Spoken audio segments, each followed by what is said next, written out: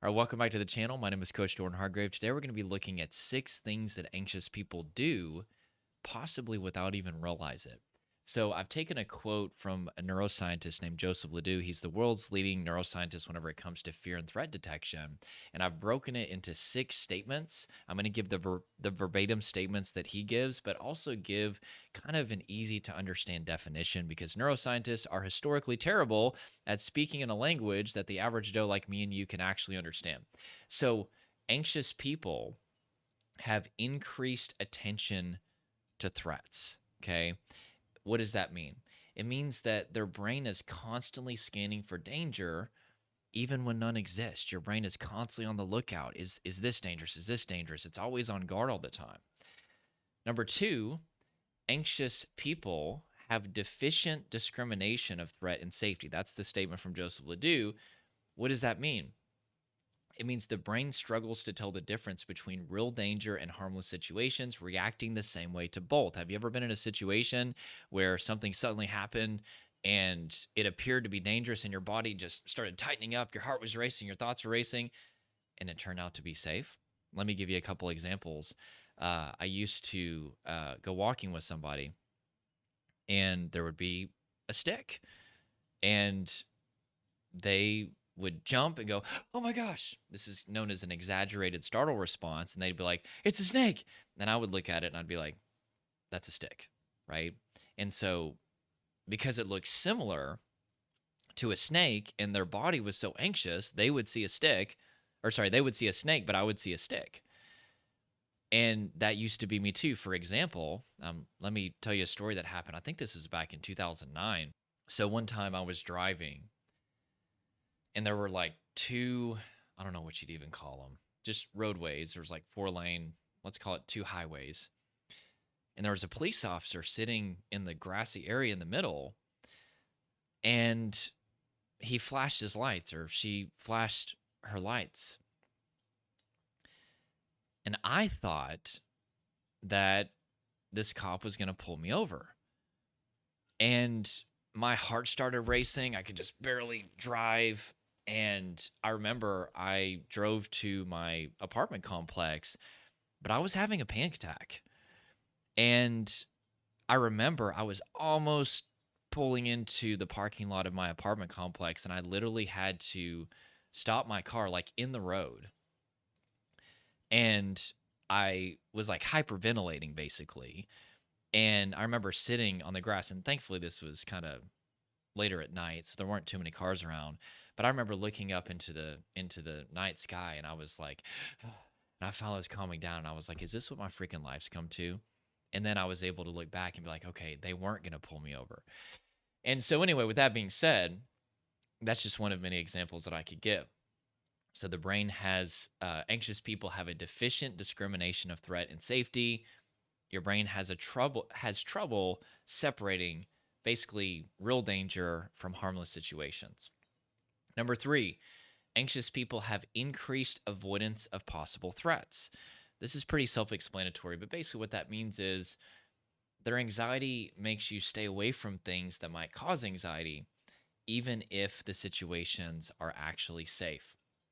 Number 4, anxious people have inflated estimates of threat likelihood and consequences. Okay, that's the statement from Joseph Ledoux. Let me give you the translation that I wrote down that kind of breaks it into a more simple language. In other words, the brain believes bad things are much more likely to happen than they really are, right? So your brain overestimates threat likelihood, meaning that, there could be a situation that's relatively safe. Maybe there's some risk. I mean, technically speaking, we get in a car, there's a chance that we could get into a car accident. We, go to the grocery store, there's a chance that, we could, get hurt or something, somebody hurts us or whatever. We take on risk all the time, but whenever you're in an anxious state, your brain will kind of inflate that perception of risk and make it appear as if it's much larger than it actually is, which sometimes is what causes you to avoid living life. And whatever you avoid, your brain assumes is a lion trying to eat you. I'm going to be doing a video about that very soon, actually. And it just further strengthens your brain perceiving threat and you being in an anxious state.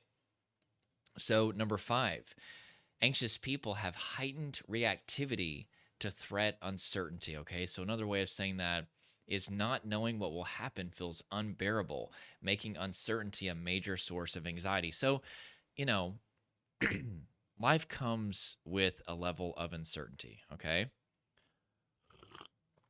There's no way to escape that. Right. But whenever you're anxious, and I remember going through this whenever I was anxious, it's not something that's just a little bit uncomfortable, right? Like if I think about how uncertain the future is, right? Yeah, there's a level of discomfort that comes from that. But now it doesn't make me stress. It doesn't make me anxious. But whenever I thought about uncertainty of anything, whenever I was anxious, it would send me into full blown panic, or I would just become so anxious that I just wouldn't take any risk and wouldn't do anything. So that's the next thing.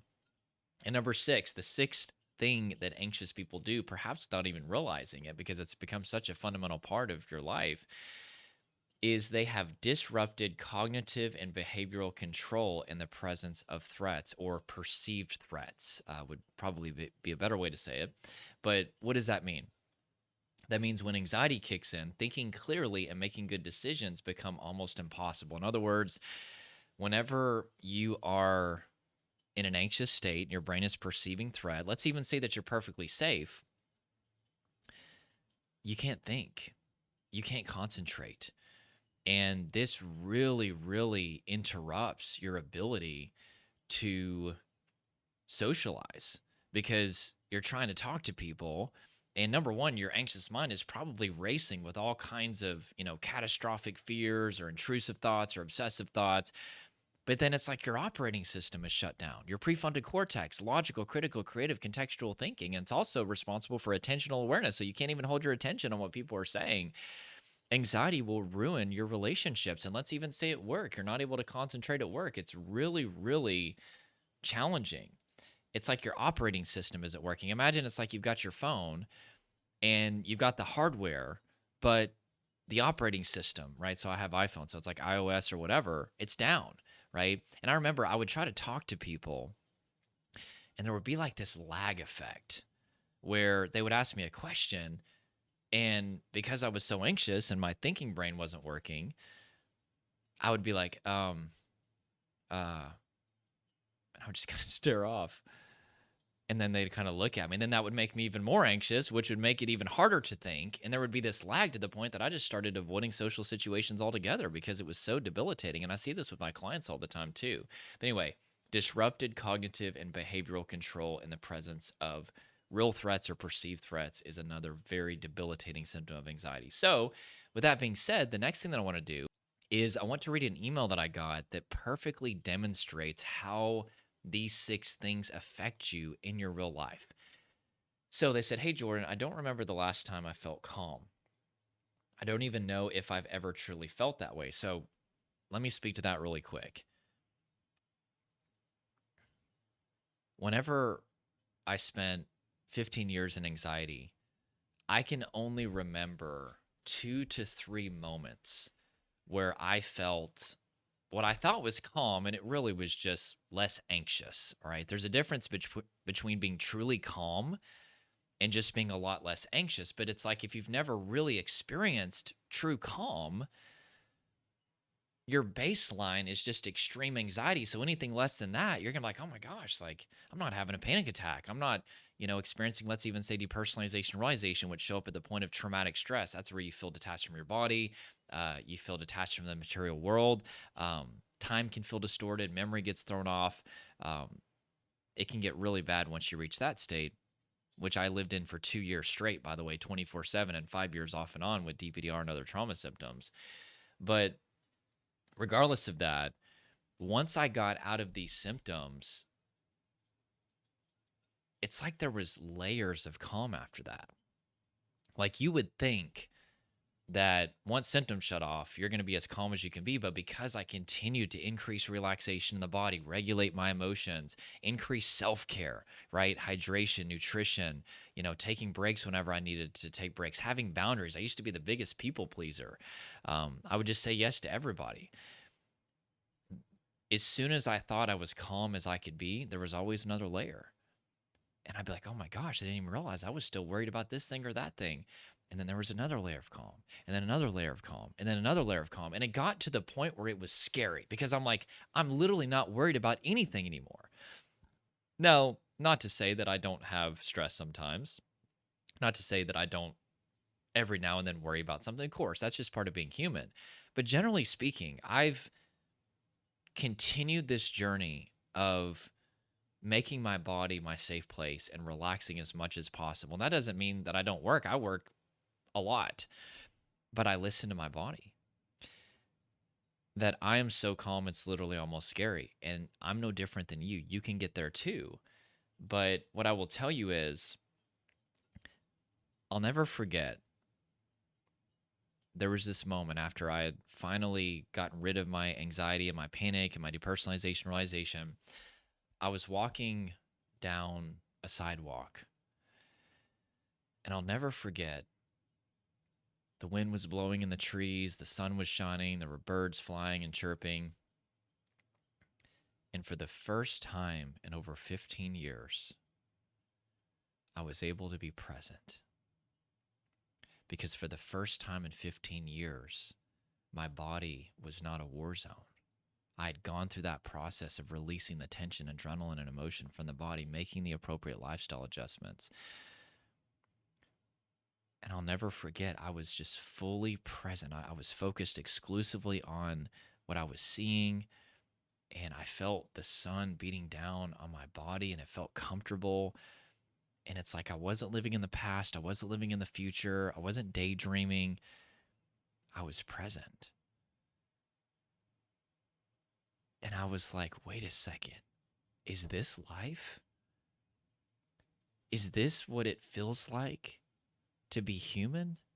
And I had this memory from whenever I was a kid before my anxiety started, and it started very early on. And I used to have those moments, and I used to think, okay, well, that was just a part of my childhood. But what I thought was part of my childhood was actually something that we all have access to, which is being present. But you can't be present if your body is a war zone. You can't be present unless you are safely embodied. And being able to be fully present completely changed my life. And now I live for those moments.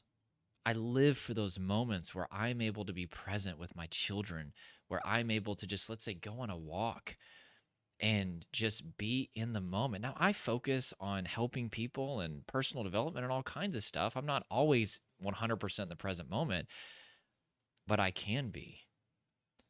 And 30 minutes being fully present and enjoying life's precious moments, I'm telling you, it makes it as if all those years of anxiety never even happened. And I know that that's hard to believe if you've been suffering for many years like I did, but I'm telling you, it's worth the sacrifice that it takes to get into that state, okay? I always tell people getting rid of anxiety, or especially if you're experiencing depersonalization realization, meaning you're at a state of traumatic stress, that's going to take more work in that case. But regardless, even if you're only in an anxious state, it's going to take peeling an onion, using that analogy. There's a lot of layers to this. And I've got a free masterclass, by the way. It's in the description below. It'll show you those 5 things primarily that you need to focus on. There's definitely individual things based on each individual, but that masterclass is going to change your life. I spent over 6 months on it. It's 45 minutes, and it will show you the 5 shifts that you need to make to actually get to the root of this. Oh my gosh, it just thundered a little bit. That was, crazy. You might not have heard that, but I was like, what is that? See, so do you see how, if that would have happened when I was anxious, I would have been like, ah. In fact, sometimes there's those jump cut scary videos. Have you ever been watching? There's like this little car. It's like driving down a mountain or whatever, and you look at it, and then there's like this scare thing. I've gotten to the point where if those videos happen, I can feel my pelvic floor muscles tightening up a little bit, but I don't startle anymore. Whereas the littlest things used to startle me. So anyway, this person says, I don't remember the last time I felt calm. I don't even know if I've ever truly felt that way. I am convinced that there are a lot of people that have never truly experienced the ecstasy of being safely embodied and truly being calm. I think most people are like me for all those years where I was just less anxious and I thought that that was calm. And that's really, really sad. But it's fixable, it's reversible. So from the second I wake up, my body is tense, like it's bracing for something bad. Even if I'm just sitting in my room doing nothing, I can feel the tension in my shoulders, the tightness in my chest, my jaw locks so hard that I get headaches. Oh, I used to have that happen. Like my jaw would tighten up, I'd have to soften it. I try to shake it off, tell myself it's nothing, but my brain won't listen. It's like my body refuses to relax. Okay, so let's talk about that for just a second. So the mind is very powerful, but only if your body is not a war zone. Okay? Whenever your body goes into fight or flight response, your mind changes, right? I want you to think about it like Bruce Banner brain versus Hulk brain. Okay? Whenever you're safely embodied, your body's your safe place, you're calm, your mind is going to be calm. And it's like having Bruce Banner brain. Bruce Banner was obviously a scientist, very smart. You can think clearly, you can concentrate, you don't have a bunch of anxious thoughts. But when your body goes into fight or flight response or the freeze response, which is the trauma response, your nervous system is not prioritizing thinking. Thinking is too slow. Thinking will get you eaten. So there's reduced functionality in the prefrontal cortex, your thinking brain. And now you have Hulk brain. And Hulk brain is all about must destroy. In this case, it's all about preparing to fight or flee from a lion. That's where all the anxious thoughts come from, the obsessive thoughts, the irrational fears, especially irrational fears, because if you think about it, the prefrontal cortex is diminished in functionality. That's the logical part of your brain. So not only do you have anxious thoughts because your brain thinks that that's required to keep you alive, but you also don't have enough logic to combat those anxious thoughts because your body is in such a state of survival. And so the mistake that people make is they try to use their mind to overcome the anxious thoughts instead of directly getting their body into a much calmer state. Edmund Jacobson, who created progressive muscle relaxation, he said, you can't have an anxious mind and a relaxed body. And people hear that and they think, well, there's no way it's that simple. It is that simple in concept, but you try getting into a relaxed body. I work with people sometimes 6 months before we can get them into a calm body. There's so much tension. There's so many sensory triggers. There's so much adrenaline that's built up. A lot of times people suppress their emotions. We have to start facing those. A lot of times we need a lot of lifestyle adjustments. They're not prioritizing sleep, nutrition, hydration. They don't have any boundaries. They're just pushing their body as if it's a machine. They're not listening to their body. Also, everybody needs to go through a process of getting the right neuroscience about how their nervous system works, because there's a lot of fear that gets attached to the symptoms because we don't know that these symptoms are biologically correct for the state of survival that we're in. And so we think that we're going crazy. We think that the symptoms are permanent and we have all these irrational fears. So believe it or not, that's a big part of recovery. And of course, co-regulation, if you follow my channel, is 45% of recovery. As you're learning how to, it's called self-regulation, making your body your safe place, making these lifestyle adjustments, having a safe person to validate your experience, build hope in you is really, really powerful. Studies have shown that it is actually 45% of healing. All right, so let's continue. He said, I think the worst part is that there's no real reason for it. Nothing bad is actually happening. There's no immediate danger, but my brain keeps sending signals like there is. It's this constant invisible pressure, like my entire system is running on overdrive and I can't find the off switch. So, technically speaking, what's happening is you're experiencing what's called a sensory trigger. So, you're seeing, hearing, smelling, tasting, touching, feeling things that are similar to painful things from your past. And it's confusing your nervous system and making it believe that there's a threat in the present, and your body is going into a state of survival, technically in this case, fight or flight response. And so you're not aware of what these triggers are most of the time. Sometimes people do know what their triggers are, but you may not remember, but your body does. Okay. And your body is believing that there's some sort of threat, and it's trying to help you by putting you into this state of survival called fight or flight response. It's exhausting. I feel like I'm always scanning for threats, checking my surroundings, analyzing people's expressions, preparing for the worst case scenario. See, that's exactly what I used to do. I remember I worked at a call center, and if you followed my videos, you've already heard me tell this story, but I actually was doing really well at that job.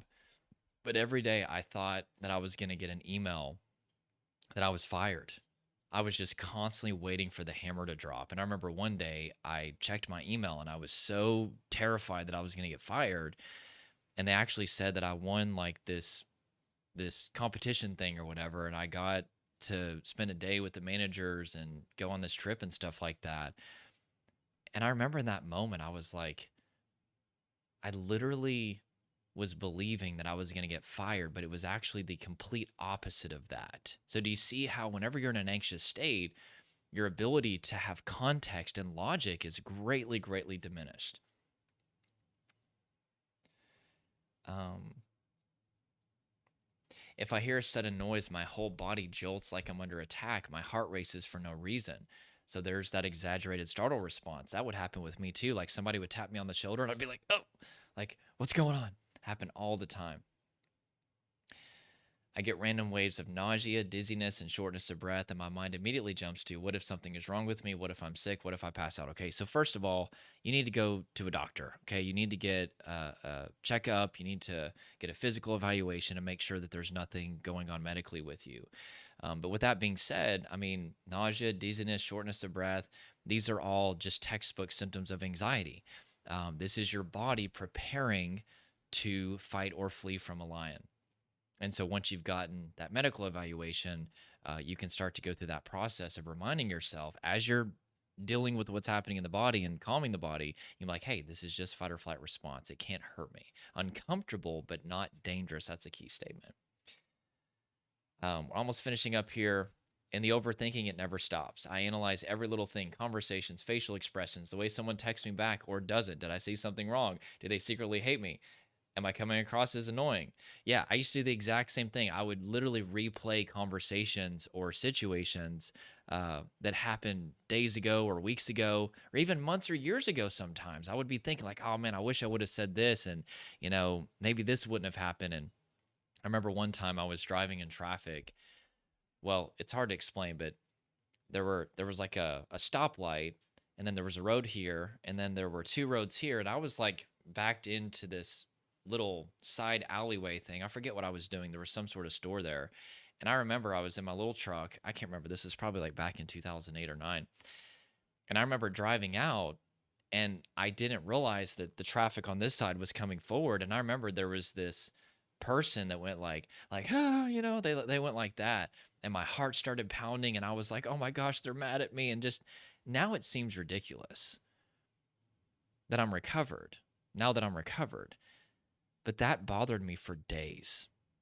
The smallest thing. I remember another thing, and I've told this story before on my channel, but